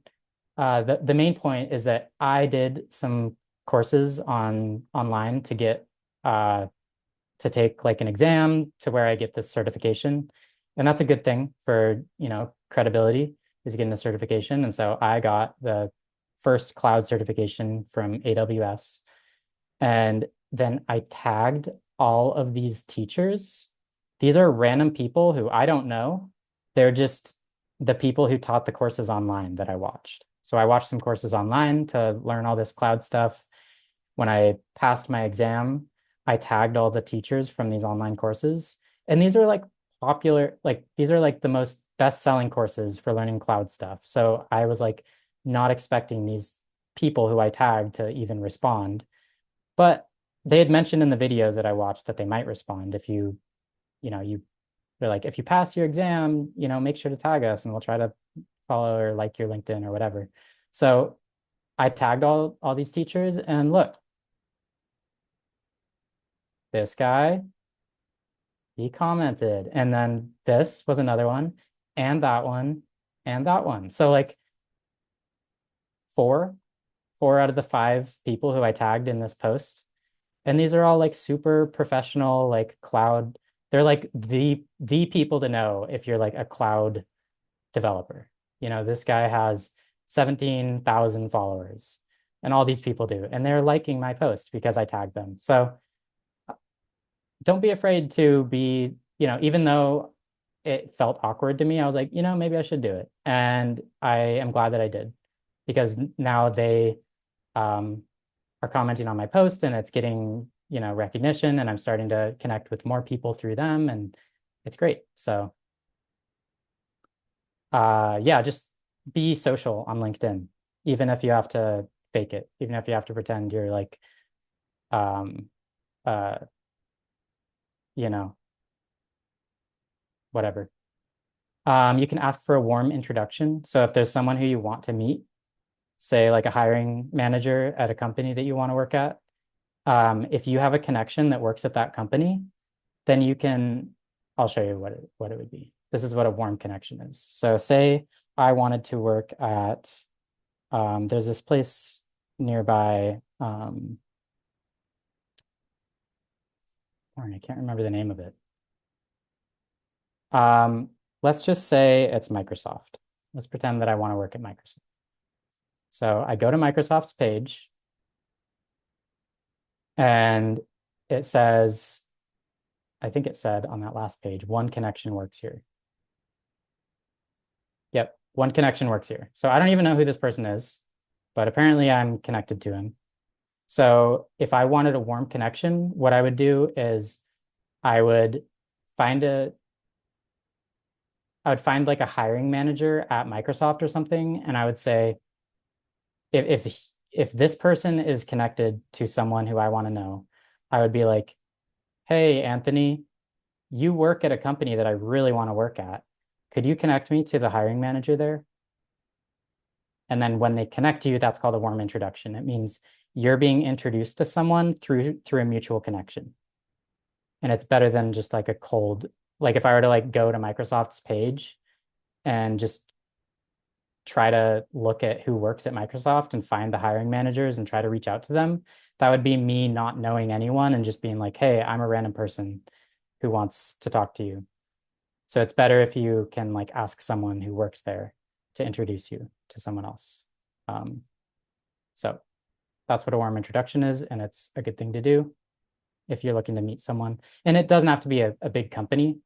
You could ask for a warm introduction to just like someone. It's basically just going from a mutual connection to the actual person. So reach out to people at target companies and ask about their life. Do they like working there? Do they have any advice? Is there anything they want to share? So when I went to my coding boot camp, one of our assignments was reaching out to 3 different people at target companies that we had that we wanted to work for. So we had to go to the company's page on LinkedIn, write out a message to someone who works there, and just say, hey, I'm learning to code, and I'm wondering what it's like working at this company that you work at because it's one of my target companies. So this is a message. This is a screenshot that I submitted as an assignment for my coding bootcamp. I reached out to this person. I forgot what the company even was, but I said, hey, Corey, I'm working on getting my first job as a software developer. And okay, it was this company called Repeat. Repeat is at the top of my list of target companies. It wasn't even really. I just like, at the moment it was, whatever. I'm curious if you'd be willing to chat about your experience working there, if you might have any pointers for me, like languages, technologies, etc. So I basically spent like a while like agonizing over what to write because it felt weird. But once I wrote it out, I did that. And then I used this as a template to reach out to a bunch of other different people. And some of the times it ended up in actual like conversations. And a couple times I ended up having what are called coffee chats. which a coffee chat is something that people will probably know the language of if you're reaching out to like people in the professional scene. You'll say, do you want to meet for a coffee chat sometime? And it would be basically just, it's like a low pressure, usually sometimes virtual, sometimes just like a quick Zoom meeting with them where you talk to some person and you just get to ask them some questions. And so uh, ask for a coffee chat with someone if you're actually having a good like connection with them, if you feel like they're engaging in conversation and you're like, this person might be a good lead. Hey, would you be willing to have a coffee chat with me sometime? I want to hear more about, what it's like working at this company and whatever. Um, okay, that's LinkedIn. I hated doing all that when I first did it. Um, it just felt like so, I just felt like I wasn't ready for it. It wasn't natural for me. When I was coding, I felt like I was a rock star, but as soon as I had to do the making connections thing, it was no fun. Um, But I say that to say, like, if you feel like it's uncomfortable for you to make connections and stuff, you're not alone. And I did it, and so you can do it. Okay, I didn't have that much time left to write about resume stuff, but I found a good article on resume stuff. So this is a good article that I just found just a minute ago that I think has a good kind of set of things to watch out for or look for, like good versus bad resume stuff. So for making a good and just to kind of show you my resume, because I think that could be useful, I will show you my resume. This is a current version of my resume. It's actually not fully current, but I don't have like the most current. Uh, it took me a while to make this because it was like rewriting stuff and making sure all the margins and spacing and everything looked good. But one thing you'll probably notice is it's very simple. There's no like flair. There's no colors. There's no like interesting shapes. I don't have like a photo in it of me or anything. And that's all intentional. Generally, you you want to avoid having too much color and flair and shapes and stuff in your resume, unfortunately. And it's not because people don't like that, like the people who are looking at your resume. I mean, they might, but the main issue with doing that is there's something called an ATS. ATS. So an ATS is it's called an applicant tracking system. And basically what it is companies who get a lot of people applying at their jobs, they will use what's called an applicant tracking system, which scans resumes. And so it will scan your resume. What like someone will get a thousand resumes and they'll scan them using this software that picks out keywords and filters the resumes out by which ones are most relevant. And so you want your resume to work well with the ATS, the applicant tracking system. And if it has the right keywords and stuff, then it might get sorted into the pile that an actual human being looks at. But if your resume doesn't work well with an applicant tracking system, it will never get seen by an actual human being. It'll get filtered out by the robots. And so it's important to know that this exists, and that's what is happening to most of your resumes is it's going to get sent through this system that filters it out, and your resume will only get put into an actual person's hands uh, if it passes through the applicant tracking system. And what will make it not pass is if you have a bunch of things that um, basically if it encounters stuff that's like shapes, it won't know what to do with it and it'll confuse it and it will actually mess it up.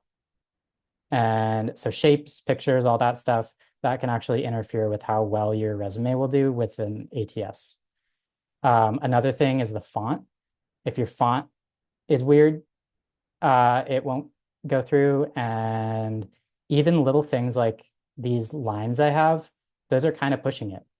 Like, and having like columns, having your text arranged in a column view is not as good as if it's like side by side. And so I scan my resume with an applicant tracking system, even though I was aware of it and I tried to make it look like clean enough to be able to be scannable. Even that, it didn't pass very well through the test that I did. And so I made a new resume. This one doesn't have as much of that stuff. It's much more clean and it's kind of boring. This one, so the other one I made in Canva, this one I made in Google Docs because I figured Google Docs, it's more likely to just be like readable by an applicant tracking system. Anyways, that's something to know about. The key things for a resume, well, there's a lot, but listed in this article, and I won't go through this whole article. Maybe I'll just link it for y'all because I know this is going long. I'll link it in chat if I can send it to everyone, this article. Okay, a good resume is easy to skim through, can pass through an applicant tracking system, is free of grammar and spelling errors. That's a huge one. If you have one spelling error on your resume, that could definitely be the difference between someone thinking this person is professional or this person doesn't know like what they're doing. So definitely make sure that you like use something like Grammarly. Like if you don't know about Grammarly, it's a spell checker, but it's more than just spelling. It checks like it uses like AI and stuff, and it really makes sure that your writing is good. And you can use it for free. There's a free version and a paid version, and the free version is pretty good. So use something like that to spell check. Ideally, no longer than one page. The font should be good. The margins should be good. It should be tailored to a specific job position. That's something some people will actually create they'll like update their resume for each job that they apply for to like cater it specifically towards that job. Or they'll have like different versions. Like you can see I did kind of have that. I had like current front end. So this would be if I'm applying for a front end job. I would have specific stuff that's like more front end stuff. And then I would have another one that's more like my full stack resume. So depending on the job position, I could cater the resume towards it. Yeah, there's a lot to get into there, and I feel like I'm going long, so move on past that. If anyone wants me to like look over their resume, I'm happy to do that too. Just send it over at any point. Okay, so you've done all the work to, make connections and, build your LinkedIn professional identity, and you've learned all the technical skills and everything like that. Now you are going to get opportunities at some point. And you want to be able to see them for what they are. You want to have your mind open and be able to recognize an opportunity when it comes. And so basically, like, you don't want to be so like focused on, a specific type of role or a specific type of thing that you want that you don't notice maybe this could be a good step in the process. And so for where you're at right now, I assume all of you are like entry level. You're going to be good in your first job coding. You kind of have to like be scavenging, you have to be looking for what you can find. And so I recently learned about the difference between blind luck and luck from motion. So there's actually a few different types of luck that this person talks about that I don't know. The main takeaway for that from this person's article that I read was some luck is created by you and some luck is just totally by chance. And so you basically can put yourself in positions where you get lucky. So like if you make sure to be at the right place at the right time, then you will get better opportunities than if you're not. And so put yourself in positions where, like go to places that you might find people that have jobs for you. Make sure that you're like setting yourself up to get opportunities coming your way. So luck from motion would be you take action, put yourself in positions where you're going to get lucky and get some sort of opportunity coming your way. Code the Dream is an awesome opportunity for me and you. So for all of you, Code the Dream is like an amazing, awesome step. It's so good for, it's free and you're learning to code and you like have this thing to keep you accountable. You have like a roadmap, a path. You don't have to decide yourself what you're going to learn each day. It's definitely, I would say Code the Dream is probably better for most people than if you're just trying to do like self-motivated learning or like, just trying to learn independently, which I've done a lot of. I've done a lot of learning independently. And one of the great things about Code the Dream is, you get the opportunity to meet people and network and, get exposed to things you wouldn't normally. And so Code the Dream is awesome for that. And also teaching you the right relevant things and holding you accountable and all that. So yeah, Code the Dream is an awesome opportunity. So you've already done good work in like deciding to go to Code the Dream. And I did too, because, I got out of my boot camp and I didn't know how to get a job, and volunteering here has like given me the opportunity to like meet a ton of really cool people and get to have fun and talk to people who, like code and stuff like that. And, um, I've gotten to put some things on my LinkedIn and my resume and stuff because of it. And I've gotten, yeah, it's a great opportunity. So you've already done good in that. Look for open source projects, which don't worry about it until you're done with Code the Dream, really, unless you have a bunch of extra free time. But there's a website called Code Triage that I have found that I haven't really looked that deep into, but and I'll link this to this website. It has a bunch of open source projects that you can go and check out. Open source projects means it's code that is being developed where any old person can go and contribute. There's like basically like GitHub has like public and private repositories. Generally, if there's a public repository, it means they're open source. It means you can, like React. React is open source and you can actually contribute to it, contribute to the code base if you want. You can pull down the code onto your computer. You can make some updates and you can push it, and hopefully someone will merge it, which, that's probably going to be a hard one to contribute to. Make sure that it's something that's like within your kind of, realm of what you could actually reasonably expect to be able to help with. And it'll probably take a long time. It would probably be really hard. Like it takes a while to get familiar with a new code base, especially one that's like a real legitimate, like in the world, real thing out there. Like it'll probably be thousands of lines of code and all these complicated things, and it might not be the right language for you. And so it's definitely not like a walk in the park. But if you find the right project and you are interested in it and you take some time, you could probably do some contributing to open source, which is a good way to meet people and good way to, it's, good on your resume and all that. Hackathons and game jams are another great opportunity. Uh, Hackathons are, it's like an event that you'll see like different companies put them on, or groups or whatever. And it's basically just a group of people who they get together and they have like a challenge. It'll be like, build some sort of app. They might have like a theme. They'll usually have a theme. They'll be like, build this type of app. And you have one weekend to do it. And they get you on a team of people and you just have fun and you do it. And that's cool. And a game jam is the same thing, but it's for game developers. Build a game in a weekend, or, in a week or 2 weeks. They all have their own timelines, and they're cool and fun. And there's one game jam that's like the biggest game jam, and it's called Ludum Dare. And I've never done it, but it seems really cool. It's the original game jam for everyone. And I mean, y'all are not probably game developers. You're probably web developers. I know I am. But if you're interested in learning game development, doing a game jam or something like this could be fun and cool.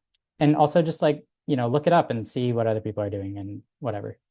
Okay, volunteering and part-time work is better than nothing. So if you have the opportunity to do some volunteer work, um, you know, it's better than not having a job at all. And while you're at Code the Dream, like that's totally fine. I assume most of you are probably, you probably have your hands full. But if you don't and you have extra time, maybe look into finding like a volunteer thing or part-time work.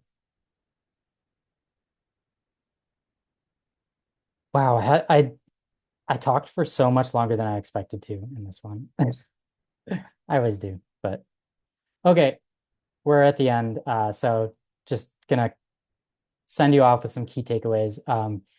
It's not a race, so don't feel too time pressured. It'll happen when it happens. This is your career that we're talking about, and a career is not built in a day. It's like if it's gonna be the next, you know, few decades of your life, then like expect it might take a while to get there, and that's okay. You're setting yourself up to have hopefully a very fulfilling, happy career for many, many years. And so it's okay to, if it takes you a few years to get there. I mean, college takes 4 years to get a degree generally. So, uh, it might take 4 years for you to start coding and then get a coding job, and that's totally fine. A lot of people actually go to college, get a computer science degree, and then they can't get a job. That's like very common. It's hard. And if you can get a job in under 4 years, then you're doing great. And I'm sure most of you will if you stick with it. Um, okay, focus on what excites you, and I guess I didn't finish that line. Focus on what excites you. Just keep your motivation up, have fun with it. Find what you enjoy in coding and all this. Um, Set goals, be inspired. Um, it's all about who you know. So start making connections, even if it feels a little awkward. So yeah, super important for getting a job is you just have to know people. And if you have a lot going on, if you're learning how to code and it's too much, then that's totally fine. But at some point, you should start thinking about how you're gonna like meet people. And the sooner you start, the better, because you'll probably, it'll take a while to get comfortable with it and to make a lot of connections and to eventually get it just takes one connection to lead to a role, lead to a job. So, you know, um, okay. LinkedIn and resume are important for networking and credibility. They might not lead you to an actual job. What will lead you to a job is networking. It'll, knowing the right people, but they're going to want to probably see your LinkedIn and resume and, make sure that you are a right fit. Fake it till you make it. And it's not just me saying that, it's everyone. Like most people who have a fancy tech job, they'll say, I faked my way into this job. Like I, you know, lied on my resume, which I'm not condoning lying, but definitely embellish. It's okay. And I wish it wasn't like that. I wish you didn't have to, but um, I try not to if I can avoid it. But a lot of people embellish on their resume, and a lot of people just say that's what you have to do. Um, so, if you went to school for 4 years, but you didn't get a 4-year degree, they might not check. And I've talked to multiple people who their advice to me was, hey, I didn't get a job through uh like I didn't have my 4-year degree on my resume because I didn't get it. But then I put that I had a 4-year degree and then I got a job. So I don't know. It I wish it wasn't like that. I wish you didn't have to I wish it wasn't so competitive that you had to potentially embellish, but that's the way it is. And so just if you are down to do it, then yeah, embellish on your resume.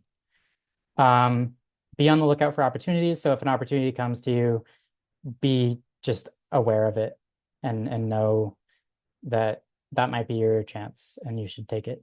So connections, hiring, volunteer opportunities, etc.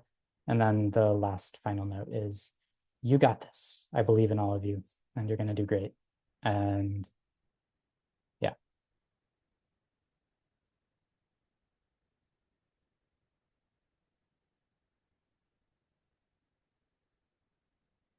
that was a lot. I know. A lot of talking.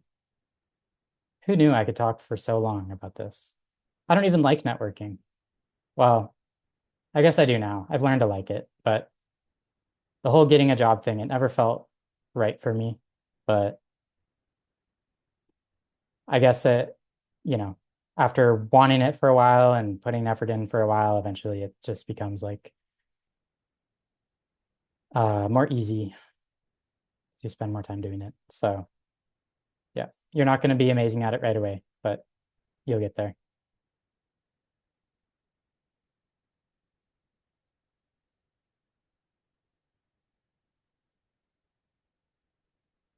How's everyone doing?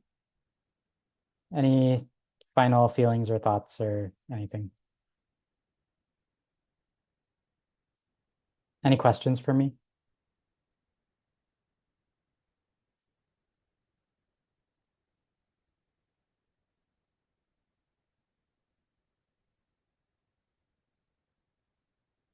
We'll get back to coding next week. Don't worry. It'll be React and it'll be fun. I like coding stuff, so That's cool. Thanks for all the great advice. yeah, of course.